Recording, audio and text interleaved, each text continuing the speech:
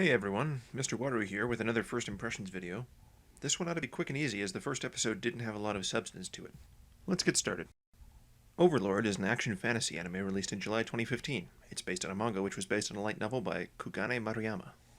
The year is 2138. Yggdrasil, the world's most popular DMMO, that's Dive Massive Multiplayer Online game, is being shut down after 12 long years.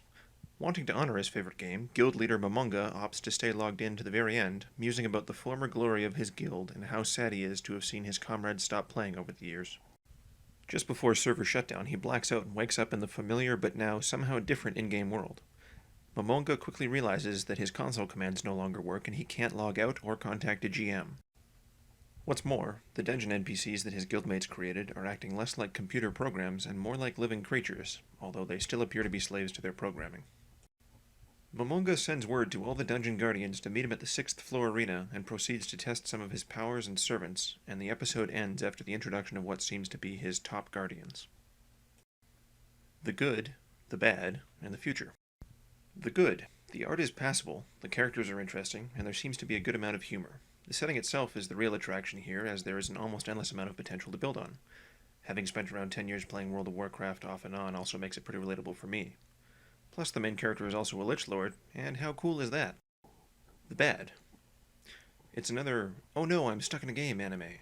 Not necessarily a bad thing for most people, but it's looking like every new season there has to be at least one of these, and it's starting to feel like deja vu. At least in this case, the game world differs in that there were good players versus evil players, and the main character this time around is the villain, but that might change now that this world is now his new reality. The future. I had my hopes up really high for this series, and while it didn't match those expectations, I'll definitely still be watching it every week. It was mentioned that there were still at least 3 other members of Momonga's guild, Eins Ul Gon, still active in the game, so maybe they'll eventually show up too. Other than that, I figure there will be a slew of would-be heroes trying to break down the dungeon door on a regular basis to take on the evil Lich Lord Momonga and his onslaught of guardians and combat maids. Wait, combat maids? Ah, jeez.